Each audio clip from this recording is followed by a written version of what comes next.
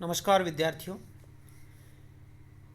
आज हम पढ़ेंगे प्रथम प्रश्न पत्र की प्रथम इकाई नाटक। आपके जयशंकर प्रसाद का अजातशत्रु पाठ्यक्रम में शामिल है। तो नाटक के जो तत्व होते हैं उसके आधार पर हमें नाटक को समझना होता है। तो सबसे पहले हम उन तत्वों की चर्चा करते हैं कि नाटक के तत्व कौन कौन से होते हैं। नाटक के तत्वों का उल्लेख और उसका विस्तृत व्याख्या और उसके आधार पर अजातशत्रु नाटक की समीक्षा। पहले तो हम इस वीडियो में इतना नहीं कर पाएंगे, 15-20 मिनट के वीडियो में। तो हम केवल नाटक के तत्वों के बारे में देखते हैं कि नाटक में कौन कौन से तत्व होते हैं। उसके बाद हम जब अजातशत्रु पूरा पढ़ चुके हो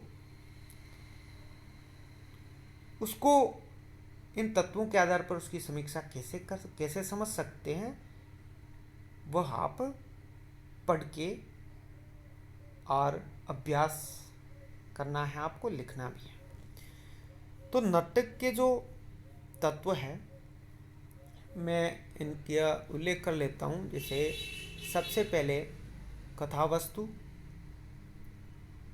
पात्र एवं चरित्र चित्रण, तीसरा है संवाद या कथोपकथन, चौथा है उद्देश्य, पांचवा है भाषा एवं शैली, छठा है अभिनेता और संकलन त्रय भी होता है। तो इसके नाटक के हम विस्तृत रूप से इसका अध्ययन करेंगे। ये क्या होते हैं, एक वातावरण एवं देश काल भी होता है। तो इनके अलग अलग जो तत्व हैं इनकी हम चर्चा करते हैं। पहला नाटक का तत्व है कथावस्तु। कथावस्तु नाटक का मूल है या कह सकते हैं आधार है या कह सकते हैं कि भूमि है या नींव है। उसके ऊपर ही महल खड़ा होता है। कथावस्तु अंग्रेजी में प्लॉट की संज्ञा दी गई है। कथा तो सभी प्रबंध या प्रबंधात्मक रचनाओं की रीढ़ होती है और नाटक भी प्रबंधात्मक है, यानी बंधा हुआ है। यह अंकों में, दृश्यों में विभाजित रहता है और एक कथा क्रमबद्ध चलती है, पूर्वापर संबंध युक्त होती है, इसलिए यह प्रबंधात्मक कृति कहलाती है। इसलिए कथानक तो होता ही है, उपन्यास में भी होता है। ये कथानक, इसका दूसरा नाम कथावस्तु भी कह सकते हैं, इसको कथानक भी कह सकते हैं। भारतीय आचार्यों ने इसके 3 प्रकार माने हैं, प्रख्यात, उत्पाद्य और मिश्र। कथानक के 3 प्रकार या कथावस्तु के 3 प्रकार, यानी कोई कहानी है, कोई नाटक है, कोई उपन्यास है, हमारे पास उसका खाका होना चाहिए, रूपरेखा होनी चाहिए या कहानी होनी। हम कहते हैं जिसको कहानी या नाटक की कहानी कहते हैं या उपन्यास की कहानी। कहानी तो एक अलग सी विधा है, लेकिन हम एक बात एक सार में लिखते हैं। जैसे उपन्यास 200 पेज का और उसकी हम कथा सार लिखते हैं। कथा सार के मुख्य घटनाएं क्या है, वो कथा सार, वो कथा वस्तु, वो कथानक है। और ये 3 प्रकार के प्रख्यात, उत्पाद्य और मिश्र। प्रख्यात कथा इतिहास पुराण से प्राप्त होती है, कहीं से भी हो सकती है। कोई नायक है, अलग अलग प्रकार के नायक होते हैं, पौराणिक भी हो सकता है, ऐतिहासिक भी हो सकता है, और आजकल तो साधारण मनुष्य को भी नायक बनाया जाता है और लिखा जाता है उसमें साहित्य। उत्पाद्य कथा कल्पना पराश्रित होती है, जब उसे मिश्र कहते हैं। प्रख्यात, उत्पाद्य और मिश्र। यानी मिस्र में प्रख्यात और उत्पाद्य दोनों हो। प्रख्यात जो कुछ घटित हो चुका है वहाँ से लेते हैं, जो पहले से चर्चित है। उत्पाद्य जो नया निर्माण करते हैं, और जो कल्पना और उत्पाद्य दोनों हो से मिलकर बनती है नई और पुरानी, वो मिश्र कथा है, जिसमें इतिहास और कथा या कल्पना दोनों का योग रहता है। इन कथा आधारों के बाद नाटक कथा को मुख्य तथा गौण अथवा प्रासंगिक भेदों में भी बांटा जाता है। प्रासंगिक के भी आगे पताका और प्रकरी भेद होते हैं। पताका प्रासंगिक कथा वस्तु मुख्य कथा के साथ अंत तक चलती है, जब प्रकरी बीच में ही समाप्त होती है। यानी उपन्यास लंबा है, नाटक लंबा है, इसको बहुत जब मंचित होता है तब इसमें कई कहानियाँ चलती हैं। कुछ कहानियाँ, कुछ पात्र एक दो दृश्यों में ही आते हैं। कुछ पात्र जो है पहले अंक से शुरू होकर अंत तक चलते हैं, वो पताका हैं। जो बीच में ही ख़त्म हो जाते हैं या समाप्त हो जाते हैं, उनका कहानी तो वो प्रकरी है। इसके अतिरिक्त नाटक की कथा के विकास हेतु कार्य व्यापार हैं। 5 अवस्थाएं: प्रारंभ, प्रयत्न, पर्याप्त, आसान्य, प्राप्ति और फलागम। इसके अतिरिक्त नाटक में 5 संधियाँ भी होती हैं। तो वास्तव में नाटक को अपनी कथा वस्तु की योजना में पात्रों और घटनाओं को इस रूप में संगति बैठानी होती है कि पात्र कार्य व्यापार को अच्छे ढंग से अभिव्यक्त कर सके। नाटककार को ऐसे प्रसंग कथा में नहीं रखने चाहिए जो मंच के संयोग ना हो। यदि कुछ प्रसंग बहुत आवश्यक है तो नाटककार को उसकी सूचना कथा में दे देनी चाहिए। नाटक की कथा वस्तु कई प्रकार की हो सकती है। पौराणिक भी हो सकती है, ऐतिहासिक भी हो सकती है, काल्पनिक भी हो सकती है, सामाजिक भी हो सकती है, राजनीतिक भी हो सकती है, और वर्तमान में कुछ चल रही समस्याओं के आधार पर भी हो सकती है। तो नाटक ऐसा होना चाहिए जिसका संप्रेषण अच्छी तरह से हो। ये एक दृश्य माध्यम है, नाटक दृश्य माध्यम है, जो दर्शक श्रोता देखते और सुनते हैं, संवाद सुनते हैं, दृश्य देखते हैं, और अभिनय जो अभिनेता है वो अभिनय करते हैं। ये कथा वस्तु की जो पहला तत्व है, ये कहानी, उपन्यास, नाटक सब में होता है और ये अनिवार्य है। इसके बिना कोई नाटक का सृजन नहीं कर सकता है। दूसरा नाटक का तत्व है पात्र एवं चरित्र चित्रण। पात्र होंगे तो उनका चरित्र चित्रण भी होगा। सबसे पहले उस कथा का, कहानी का खाका नाटककार के, कहानीकार के, उपन्यासकार के मन में होता है। फिर वो पात्र आते हैं। पात्रों का चरित्र चित्रण धीरे धीरे खुलता रहता है, चरित्र चित्रण होता रहता है, जो लेखक चाहता है वैसा ही। नाटक में नाटक का अपने विचारों, भावों आदि का प्रतिपादन पात्रों के माध्यम से ही करना होता है। हाँ, नाटक में नाटककार अपनी तरह से ज़्यादा कुछ नहीं कहता है, पात्र बोलते हैं। हाँ, जिस पात्र को जिस रूप में नाटककार ढालना चाहता है वैसे ढाल सकता है। पात्र बोलते हैं और उनके माध्यम से उनके चरित्र चित्रण का पता चलता है। तो नाटकों में पात्रों का विशेष स्थान होता है। प्रमुख पात्र अथवा नायक कला का अधिकारी होता है तथा समाज को उचित दशा तक ले जाने वाला होता है। भारतीय परंपरा के अनुसार जो प्रमुख पात्र होता है वो विनयी, सुंदर, शीलवान, त्यागी, उच्च कुलीन होना चाहिए। तो आज नाटकों में किसान, मजदूर आदि कोई भी पात्र हो सकता है। किसी भी समस्या को उठाया जाता है। पात्रों के संदर्भ में नाटककार को केवल उन्हीं पात्रों की सृष्टि करनी चाहिए जो घटनाओं को गतिशील बनाने में तथा नाटक के चरित्र पर प्रकाश डालने में सहायक होता है। मुख्य पात्र वो होता है जो शुरुआत से लेकर के अंत तक हो और वो घटना है या वो कथा है उसके आसपास चलती हो। पात्रों का सजीव और प्रभावशाली चरित्र ही नाटक की जान होता है। कथा वस्तु के अनुरूप नायक धीरोदात्त, धीर ललित, धीर शांत और धीरोदत्त हो सकता है। ये भारतीय काव्य शास्त्र में नायकों के रूप हैं अलग अलग, धीरोदात्त, धीर ललित, धीर शांत, धीरोदत्त, जो अलग अलग नाटकों में आपको देखने को मिलते हैं। पात्र एवं चरित्र चित्रण के बाद एक और नाटक का प्रमुख तत्व है उद्देश्य। बिना उद्देश्य से कोई कार्य नहीं किया जा सकता। वैसे ही बिना उद्देश्य के या बिना प्रयोजन के नाटक की रचना या साहित्य की रचना भी नहीं होती है। सामाजिक के हृदय में रक्त का संचार करना ही नाटक का उद्देश्य होता है।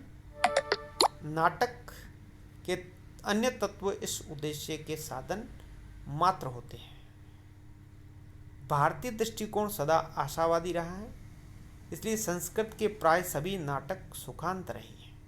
पश्चिमी नाटककारों ने या साहित्यकारों ने साहित्य को जीवन की व्याख्या मानते हुए उसके प्रति यथार्थ दृष्टिकोण अपनाया है। उसके प्रभाव से हमारे यहाँ भी कई नाटक दुखांत में लिखे गए हैं, किंतु सत्य है कि उदास नाटकों के दुखांत अंत से मन खिन्न हो जाता है, अतः दुखांत नाटकों का प्रचार कम होना चाहिए। सामाजिक के हृदय में यहाँ हम बात करते हैं, सामाजिक कौन है? जो श्रोता है। और यहाँ जो रक्त का संचार का बात हो रही है, ये यहाँ यह होता है कि जो घटना, जो नाटक, जो चरित्र, जो अभिनय जो सामाजिक देख रहा है उस तक वो बात पहुँचे और वो अनुभूति वो महसूस करें। यहाँ रक्त नहीं, वो रस का संचार है। भूलवश इसमें लिख दिया गया है यहाँ रस का संचार। और अलग अलग रसों में नाटक लिखे जाते हैं। मुख्य श्रृंगार एवं वीर रस होते हैं और गौण रूप से अन्य रस भी नाटकों में प्रयुक्त होते रहते हैं। अब उद्देश्य क्या है कि हम जो लिख रहे हैं या लेखक है, नाटककार जो नाटक लिख रहा है, इसका उद्देश्य क्या है, जनता में क्या संदेश देना चाहता है लेखक।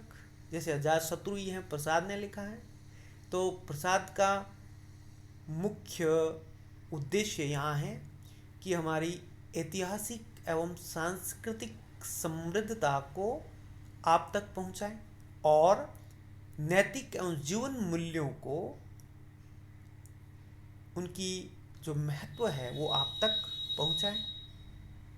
तो एक यथार्थ से शुरू होकर आदर्श, जो प्रेमचंद है आदर्शोन्मुखी यथार्थवाद उपन्यासकार बात कर रहे हैं, आदर्श की स्थापना की बात है, हृदय परिवर्तन की बात है। कुछ पात्र जो पहले बुरे होते हैं और बाद में वो अच्छे बन जाते हैं, उनका हृदय परिवर्तन हो जाता है, वो आदर्श रूप है और वो मानवतावादी बात और वो जीवन मूल्य, वो नैतिक मूल्य, ये उद्देश्य है मुख्य, कि इसको पढ़ करके हम कुछ सीख सकें। इसके अलावा नाटक का एक और तत्व है भाषा एवं शैली। नाटक सर्वसाधारण की वस्तु है, अतः उसकी भाषा शैली सरल, स्पष्ट और सुबोध होनी चाहिए, जिससे नाटक में प्रभाविकता का समावेश हो सके तथा दर्शक को क्लिष्ट भाषा के कारण बौद्धिक श्रम ना करना पड़े, अन्यथा रस की अनुभूति में बाधा पहुंचेगी। अतः नाटक की भाषा सरल व स्पष्ट रूप में प्रभावित होनी। यहाँ बात भाषा में शैली की है। प्रत्येक हिंदी भाषा, हम हिंदी भाषा की बात करें, हिंदी भाषा में ये अजातशत्रु भी लिखा है, खड़ी बोली हिंदी में है। खड़ी बोली हिंदी में ही सब लिखते हैं, पर सबकी शैली अलग होती है। सबकी भाषा तो यही है, पर शब्दावली अलग होती है। उनका वाक्य जो संयोजन होता है वो सबका अलग होता है। और हम पढ़ते हैं तो हमको लगता है कि देखो, हम अंतर भी कर सकते हैं कि ये कितना, ये अच्छा है, ये उससे भी अच्छा है, ये सबसे अच्छा है। तो इस प्रकार भाषा ऐसी होनी चाहिए जो अच्छी तरीके से सामाजिक तक पहुंच जाए, श्रोताओं तक पहुंच जाए, दर्शक तक पहुंच जाए, पाठक तक पहुंच जाए। वो आपके वाक्यों को, आपकी जो नियोजन भाषा का किया है आपने या नाटककार ने, उसका उद्देश्य है, उसका कथानक है, वो भाषा के माध्यम से समझ सकते हैं। और वो संवादों के माध्यम से, संवाद भी ऐसे होने चाहिए जो समझ आ जाए। ज़्यादा क्लिष्ट नहीं होने चाहिए कि शब्दावली देखना पड़े। तो इस प्रकार सरल स्पष्ट भाषा, क्योंकि ये मंचित होने वाले होते हैं, और मंचन के लिए संवाद भी छोटे छोटे होने चाहिए, ताकि उस अभिनेता को लंबे संवाद याद करने की समस्या न रहे।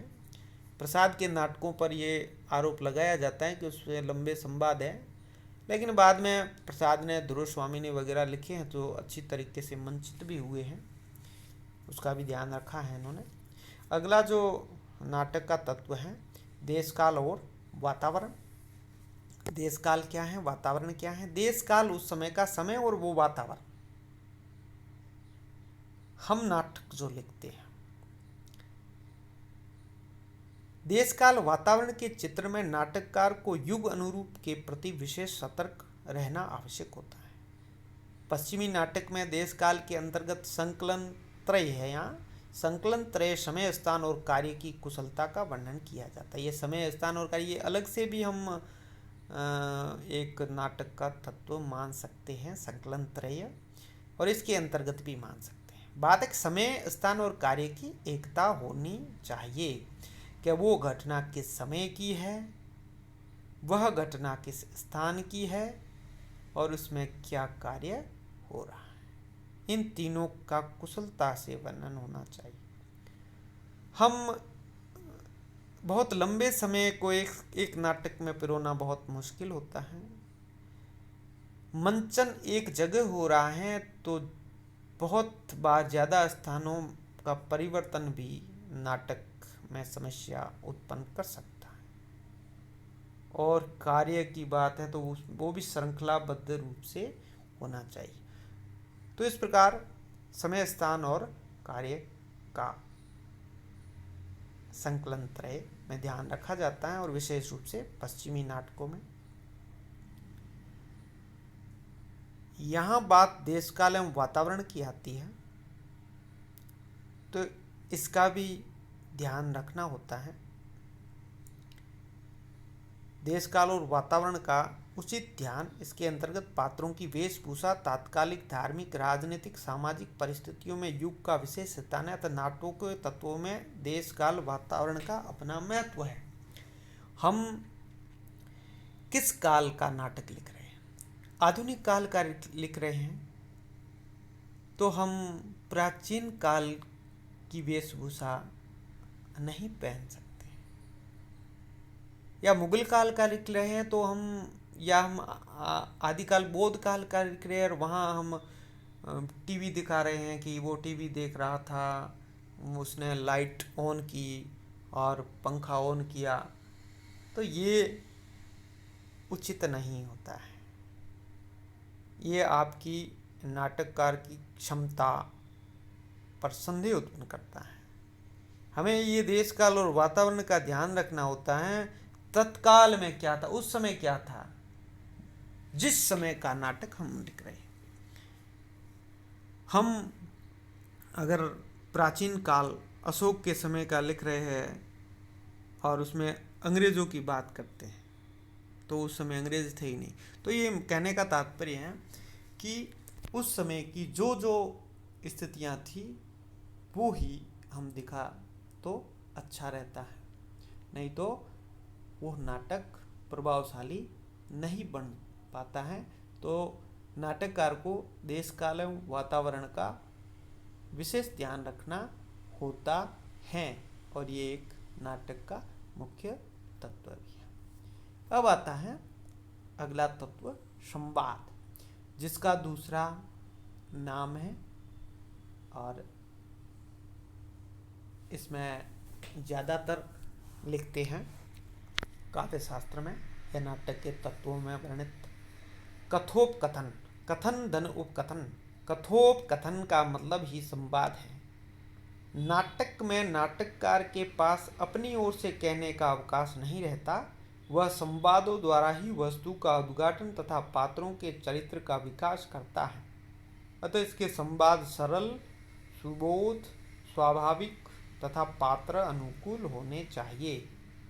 गंभीर दार्शनिक विषयों से इसकी अनुभूति में बाधा होती है, इसलिए इनका प्रयोग नहीं करना चाहिए। तो ये जो कथोपकथन नाटक का तत्व है, ये बहुत महत्वपूर्ण है। कथा वस्तु एवं पात्र एवं चरित्र चित्रण के बाद जो महत्वपूर्ण तत्व है वो कथोपकथन है, और इन्हीं कथोपकथन या संवाद के माध्यम से ही पात्रों का चरित्र चित्रण होता है, और जो पात्र हैं वो सभी कथोपकथन या संवाद बोलते हैं और नाटक आगे बढ़ता है। कथा वस्तु द्वंद्व, द्वंद्व जरूरी है, कथा वस्तु में द्वंद्व जरूरी है, नहीं तो नाटक आगे नहीं बढ़ेगा। नाटक को बढ़ाने के लिए विपरीत धाराएं जरूरी हैं, द्वंद्व जरूरी है, और ये संवादों के माध्यम से आगे बढ़ता है। पात्र जो होते हैं, हम जब नाटक देख रहे होते हैं, आपको पता है अलग अलग दृश्य देखते हैं, और उसमें पात्र आते हैं जो नाटक में होते हैं, और वो अपना अभिनय करते हैं, और हम उसे देखते हैं, सुनते हैं, वो संवाद बोलते हैं, वो हू बहू जो नाटककार ने अपने नाटक में लिखे हैं वो बोलते हैं। और संवाद भी, क्योंकि ये मंचन के योग्य हैं, तो उस तरीके से लिखे होने चाहिए, और जो संवाद लिखे जाते हैं कि किस तरह बोलना है, तो वो उसको कोष्टक में लिखेगा कि वो पढ़ना नहीं होता है। कि उसने मुस्कुराते हुए कहा, तो मुस्कुराते हुए कहा ये जो है ये कोष्टक में होगा, नाटक जो प्रकाशित है उसमें, और वह मंच पर बोला नहीं जाएगा। तो इस प्रकार सरल, सुबोध, स्वाभाविक और पात्रों के हिसाब से, अच्छा पात्र है तो अच्छे संवाद बोलेगा, बुरा पात्र है तो बुरे संवाद वो नाटककार पहले से तय कर चुका है। और संवाद जो है, कथोपकथन है, वो संक्षिप्त होने चाहिए। अगला जो नाटक का तत्व अभिनय है, नाटक का है विशेष रूप से, क्योंकि यह दृश्य माध्यम है और रंगमंच पर खेला जाता है, मंचित होता है, हम देखते हैं, तो अभिनेता भी अच्छे होने चाहिए। यह नाटक की प्रमुख विशेषता है, नाटक का प्रमुख तत्व है। यही नाट्य तत्व का गुण जो दर्शक को अपनी ओर आकर्षित करता है। अच्छा कलाकार दर्शकों को आकर्षित करता है। तो इस संबंध में नाटककार को नाटकों के रूप, आकार, दृश्यों की सजावट और उसके उचित संतुलन, परिधान व्यवस्था, प्रकाश व्यवस्था, अच्छा रंगमंच, ये सब होना चाहिए। और रंगमंच, रंगशाला की विधि विधान और अभिनय के गुण, ये सब उसको नाटक की सफलता पर निर्भर, ये उनकी जानकारी होनी चाहिए उन्हें, अभिनेता को। और जो निर्देशक है, नाटक का लिख के दे देता है, और उसका निर्देशन कौन कर रहा है उस पर ये डिपेंड करता है, उस पर आधारित है कि वो किस प्रकार से रंगमंच को सजाता है, कौन से परिधान, कौन से क्या। वैसे नाटककार जो है वो इंगित कर देता है अपने नाटक में क्या क्या व्यवस्थाएं होती हैं, जो पात्र है वो कहाँ बैठा है, वो शुरुआत में ही बता देता है, जो रंगमंच पे क्या कैसी प्रकाश व्यवस्था होनी चाहिए, वो भी वो सफल नाटककार उसमें लिख देता है। तो सफल नाटककार वही होता है जो अच्छा निर्देशक भी होता है और उसमें थोड़ा बहुत अभिनेता का भी गुण होना चाहिए, तो वो अच्छे नाटक भी लिख सकता है। तो इस प्रकार हमने संकलन त्रय की बात पहले ही कर ली है। अभिनय भी नाटक का प्रमुख तत्व है और इसकी श्रेष्ठता पात्रों के वाक्चातुर्य अभिनय कला पर निर्भर है। अभिनय 4 प्रकार का होता है। आंगिक अभिनय जो शरीर से किया जाता है, वाचिक अभिनय जो संवाद से किया जाता है, जैसे रेडियो नाटक है। रेडियो पर जो नाटक प्रसारित होते हैं वो तो केवल ध्वनि ही सुनाई देती है हमें। उसमें अगर ज़्यादा पात्र हो और अलग अलग ध्वनि वाले ना हो तो हमें तो पता ही नहीं चलेगा कि कौन सा पात्र बोल रहा है, तो उसके पात्र भी कम होने, वो संवाद का अभिनय होता है। और आहार्य अभिनय होता है, वेशभूषा, मेकअप, स्टेज विन्यास वगैरह प्रकाश व्यवस्था ये आहार्य है। और सात्विक अभिनय अंतरात्मा से किया गया अभिनय है। तो इस प्रकार ये अभिनय जो होते हैं उसके प्रकार हैं। और इसके अलावा मैंने संकलन तरह की देश काल और वातावरण में बात कर दी। काल के जो समय है उसकी और एकता जो है, कर्म की एकता है, स्थान की एकता है।